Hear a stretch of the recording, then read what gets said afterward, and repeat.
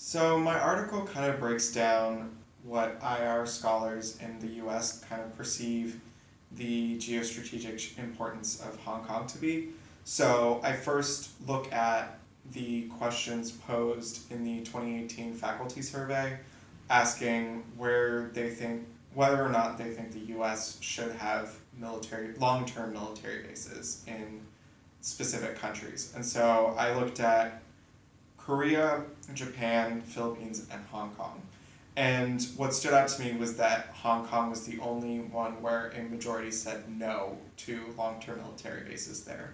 And so from that, I kind of was confused and curious about why that is. And so I spend the majority of my article looking at what could be the reasons why American international relations scholars may not want to have a long-term military base there.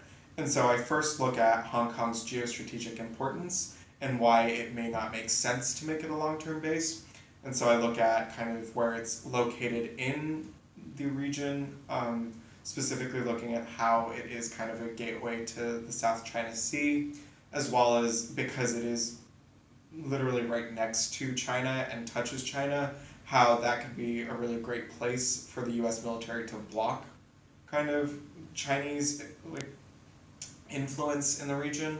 And so looking at that and looking at why international relations scholars might think that that's a bad idea, and then looking at Hong Kong's kind of current political history, especially looking at the umbrella movement and the protests that happened this past weekend, and showing how, because it is such a political hotbed, there might be some hesitation with having US servicemen located in Hong Kong.